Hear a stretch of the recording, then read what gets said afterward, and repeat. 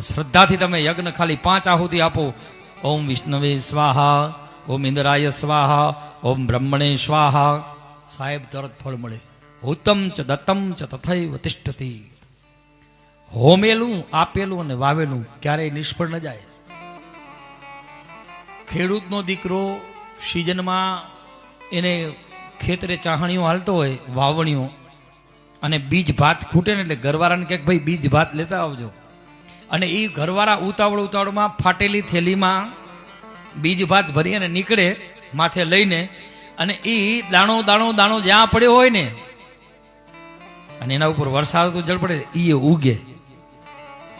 એટલે કહ્યું કે હુતમ ચ દત્તમ ચ તથૈવ તિષ્ઠતિ. હોમેલું, આપેલું, વાવેલું ક્યારેય નિષ્ફળ ન જાય. ઉગે ઉગે ને ઉગે.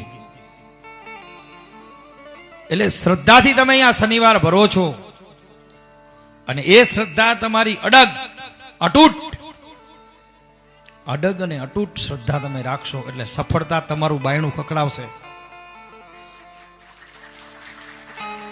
તમે એમ કહો કે કોનું મારા જ શ્રદ્ધાથી બાયણું ખખડ્યું?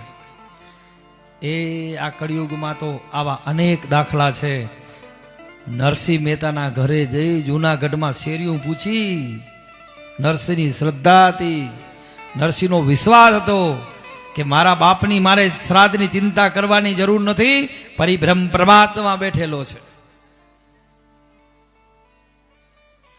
અને ભગવાન તમે જાણો છો એમ જૂનાગઢની ગલીએ ગલીએ પૂછે ભાઈ નરસિંહ મહેતાનું ઘર ક્યાં? અને ત્યારે કહ્યું કે આ નરસિંહ મહેતાનું ઘર.